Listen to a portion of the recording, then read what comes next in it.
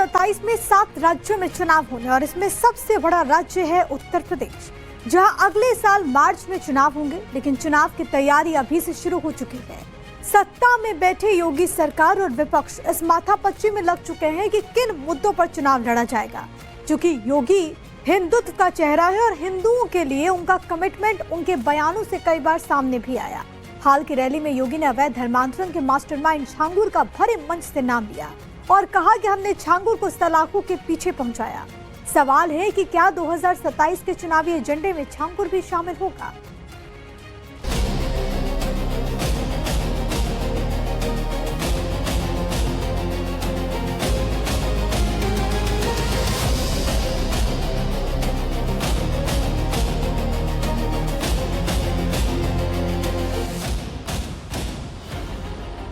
साल 2025 में योगी सरकार और प्रशासन की एक कार्रवाई नजीर थी उन लोगों के लिए जिसने अवैध धर्मांतरण के जरिए हिंदू बहन बेटियों को अपने जाल में फंसाया। अवैध धर्मांतरण के मास्टरमाइंड के तौर पर सामने आया था बलरामपुर के उतरौला का छांगुर और नीतू से नसरीन बनी उसकी राइट हैंड। धर्मांतरण की इक्का दुक्का घटनाएं तो होती रहती हैं, लेकिन छांगुर ने इसे एक सिंडिकेट के तौर पर सामने लाया। बाकायदा प्राइवेट लिमिटेड कंपनी की तरह गैंग को चलाया, देश के 500 से ज्यादा जिलों में अपना नेटवर्क फैलाया और विदेशों से फंडिंग हासिल की।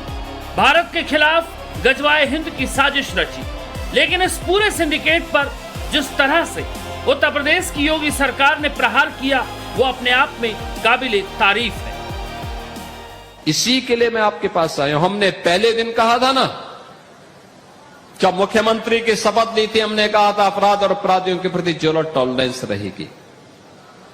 इस छांगुर को हम लोगों ने यही बलरामपुर में पकड़ा था। कैसा बेवकूफ बनाता था, छद्मवेश में कालनेमी के रूप में रहता था। पकड़ करके जेल के अंदर ठूसा है उसको। उसके द्वारा जो अनैतिक और अवैध कार्य किए जा रहे थे, सब पर बुलडोजर चल करके आज स्वाहा हो चुका है। अब छांगुर और उसके गुर्गे धराशायी हो चुके हैं। और हमने कहा था कि बेटी और व्यापारी की सुरक्षा में सेंध लगाएगा तो उसके लिए दो ही जगह होगी, या जेल होगा या जहन्नुम होगा।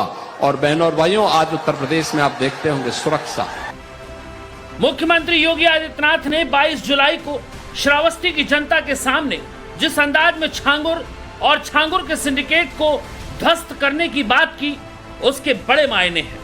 योगी ने जनता को याद दिलाया कि उन्होंने अपनी शपथ के पहले दिन कहा था कि अपराध और अपराधी के प्रति उनकी सरकार जीरो टॉलरेंस रखेगी। और योगी ने जो शपथ ली वो उस शपथ पर कायम है। योगी ने श्रावस्ती के उसी मंच से पूर्ववर्ती समाजवादी पार्टी की सरकार को कटघरे में खड़ा किया और कहा कि समाजवादी पार्टी ने माफियाओं की सरकार चलाई। हर जनपद में एक माफिया, हर थाने में एक गुंडे का कब्जा हो जाता था। तहसीलों में भू mafia, land mafia, sand mafia, one mafia,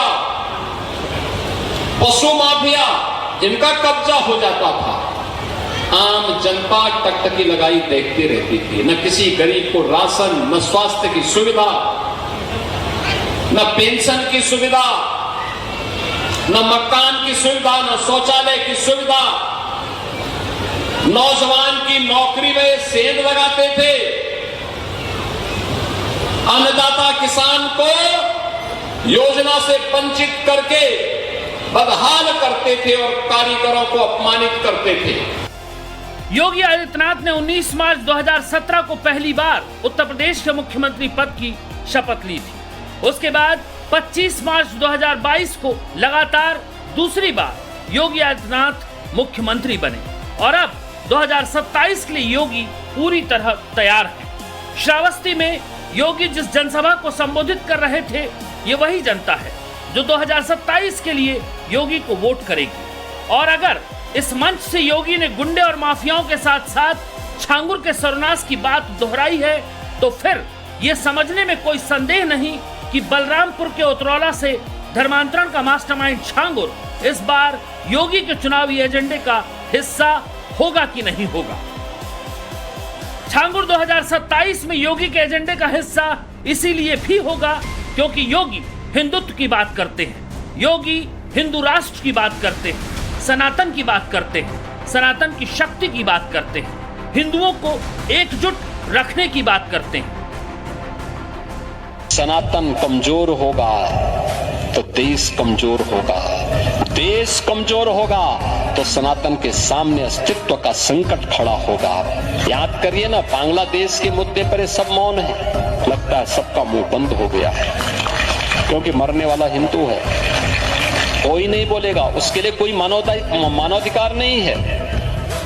देश का दुश्मन आंखें लगाए बैठा है, आप बंट गए तो फिर कटने के रास्ते भी खोल जाएंगे।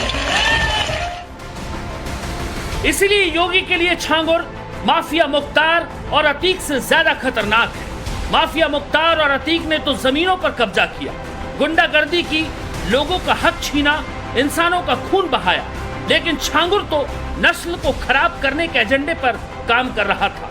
हिंदू बेटियों को बुर्का पहना रहा था, मंदिर से मस्जिद की तरफ ले जा रहा था। यहाँ से देवबंद के अंदर से जहाँ फतवा जारी होता है वहाँ पे ये मुरादाबाद, मुजफ्फरनगर, इनके यहाँ पूरा रैकेट फैला हुआ। लड़कियां 1500-1600 है जिनको इन्होंने कन्वर्जन करवा चुके हैं। साहब ये तो कुछ नहीं है, ये पूरा नेटवर्क फैला हुआ है पूरे भारत में, हजारों लोगों का इसने धर्मांतरण कराया है। और इनको कड़ी से कड़ी सजा, इनको फांसी होनी चाहिए। ये तो वो चेहरे हैं जो सामने आ गए, वरना ऐसे हजारों में हैं। एक आंकड़े के मुताबिक तकरीबन 4000 लोगों का धर्मांतरण करा चुका है छांगुर का सिंडिकेट।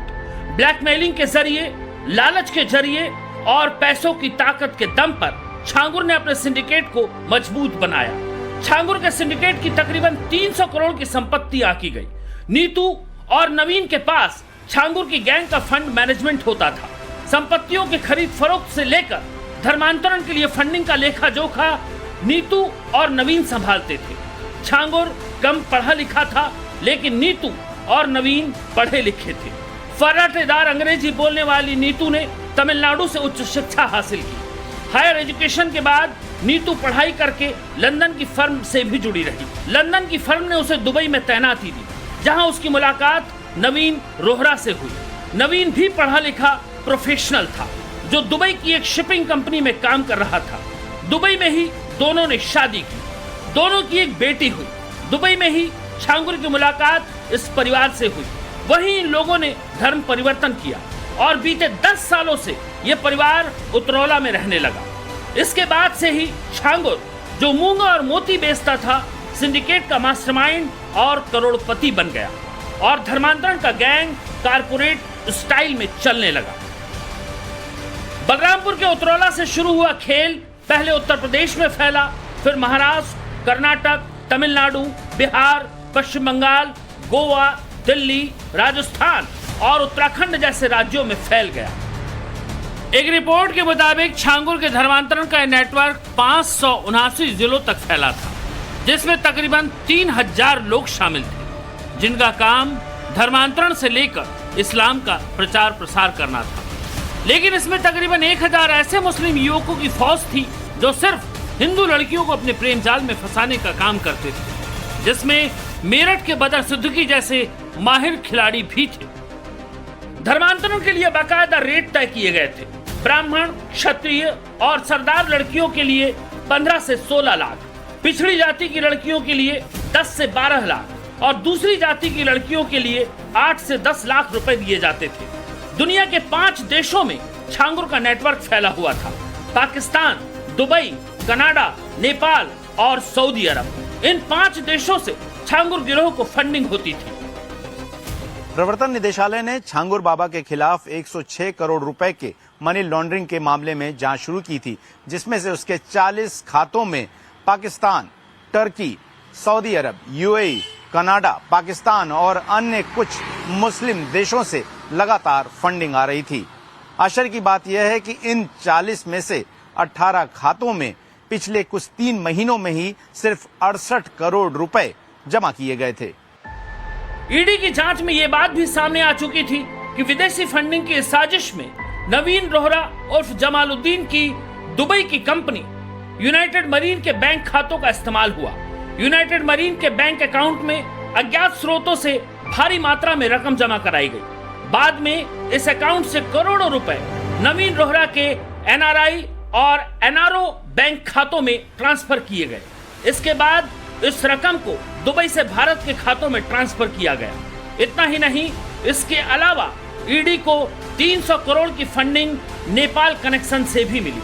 ये मोटी रकम नेपाल के जरिए हुंडी से भेजी गई। इस विदेशी फंडिंग के लिए छांगुर सिंडिकेट ने काठमांडू, नवलपरासी, रूपनदेही और बांके जैसे नेपाल के सीमावर्ती जिलों में 100 से ज्यादा बैंक खाते खोले और फिर इन खातों में मिडिल ईस्ट के देशों से पैसों की बरसात हुई। इसके अलावा सीएम योगी ने हलाल सर्टिफिकेशन से आने वाले करोड़ों रुपए को भी इसी साजिश का हिस्सा बताया। और हमने जब कार्रवाई प्रारंभ की, 25,000 करोड़ रुपए देश के अंदर हलाल सर्टिफिकेशन से होता है और भारत सरकार की या राज्य सरकार की किसी भी एजेंसी ने उन्हें मान्यता नहीं दी है। ये सारा का सारा पैसा आतंकवाद के लिए, लव जिहाद के लिए और धर्मांतरण में दुरुपयोग होता है और इसीलिए उत्तर प्रदेश ने इसके खिलाफ बड़ी कार्रवाई प्रारंभ की है। और ये बड़ा षड्यंत्र किस स्तर पर हो रहा है, छांगुर एक नमूना के रूप में जलालुद्दीन को हम लोगों ने बलरामपुर में गिरफ्तार करके जेल के अंदर भेजा है। दरअसल इनका मकसद बहुत बड़ा था। पिछले साल अक्टूबर को एटीएस ने अपनी चार्जशीट में 33 गवाहों के बयानों और तमाम सबूतों के आधार पर बताया कि छांगुर का मकसद क्या था। एटीएस की चार्जशीट के मुताबिक इनका मकसद था इस देश की सूरत, सीरत और फितरत को बदल देना, इस देश को इस्लामिक देश बना देना, इस देश में शरीयत कानून को लाना। और इसके लिए छांगुर ने टाइमलाइन भी सेट कर रखी थी। छांगुर का टारगेट था कि साल 2047 तक वो इस देश का इस्लामीकरण कर दे। धर्मांतरण के धंधे पर योगी के प्रहार ने असर तो किया, काफी हद तक धर्मांतरण के मामलों में रोक भी लगी, लेकिन चूंकि इतना बड़ा राज्य है लिहाजा यह भी नहीं कहा जा सकता कि धर्मांतरण का धंधा पूरी तरह बंद हो चुका है। अवश्य कमी आई है।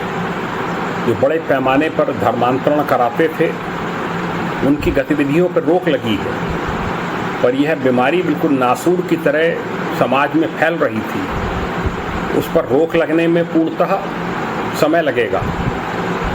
अभी भी घटनाएं सामने आ रही हैं, पर जो कानून लाया गया है उसका बड़ा प्रभाव पड़ा है और धर्मांतरण के जो कराने वाले गैंग थे, जो गैंग के रूप में, गिरोह के रूप में कार्य कर रहे थे, उनकी गतिविधियों पर लगाम लगी है। मीडिया कर्मियों का मैं बहुत बहुत आभार व्यक्त करता हूं। जब उत्तर प्रदेश में एक बड़ी हलचल हुई लव जिहाद को लेकर के, छांगुर को पकड़वाने में हमारा रोल रहा, उसके बाद की उनके केस की जो कार्रवाई है आज ढीली ढाली वैसी पड़ी है।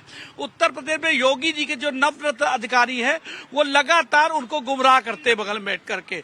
उत्तर प्रदेश में हिंदू बच्चियों के गायब होने का सिलसिला लगातार जारी है और एक विकराल रूप ले चुका है, क्योंकि जब लव जिहाद कानून जो आया था उसमें तमाम खामियां थी, क्योंकि सुप्रीम कोर्ट कहता है कि अगर कोई लड़की दूसरे धर्म को नहीं जानती तो उसका धर्मांतरण शून्य है, वो अवैध है। तो लव जिहाद में लड़के को पकड़ा जाता है, 2-3 महीना जेल रहता है, छूट के आ जाता है, फिर से वो दूसरी हिंदू लड़की को फंसाता है, तो ये रैकेट चलता रहता है।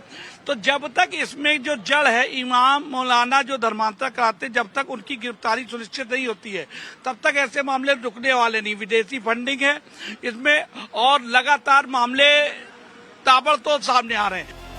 2027 में यूपी में विधानसभा चुनाव होने हैं। योगी के लिए ये चुनाव अग्नि परीक्षा से कम नहीं। जिस तरह की योगी की इमेज है उसमें छांगुर जैसों का सिंडिकेट बड़ा मुद्दा बन सकता है। बीजेपी आश्वस्त है कि योगी सरकार ने इस दिशा में कड़े कदम उठाए हैं, लेकिन विपक्ष का कहना है कि देश के युवाओं का ऐसे मुद्दों से कोई लेना देना नहीं। देखिए, छांगुर ही नहीं, छांगुर जैसे जितने लोग जो धर्मांतरण जैसे रैकेट चला रहे हैं, जो इस तरह की गतिविधियों में लिप्त हैं, जो बाहर से पैसा लेकर के इस तरह के अवैध कार्यों में लिप्त हैं, उन सब के खिलाफ आदरणीय योगी जी की सरकार कार्रवाई कर रही है। और ऐसे भी किसी भी मंसूबे रखने वाले को, जो अवैध काम करता हो, जो गैर कानूनी काम करता हो, उत्तर प्रदेश की सरकार ऐसे लोगों को छोड़ने वाली नहीं है। उत्तर प्रदेश में न मच्छर खत्म हुआ है, न माफिया खत्म हुआ है। दरअसल उत्तर प्रदेश की मुख्यमंत्री की भाषा अभी भी वही टिपिकल हिंदू मुस्लिम पॉलिटिक्स की भाषा है। उन्हें जंतर मंतर से शायद मैसेज अभी तक नहीं मिला कि देश और प्रदेश का युवा और गरीब जाग चुका है, वो अब अपने अधिकारों की बात कर रहा है।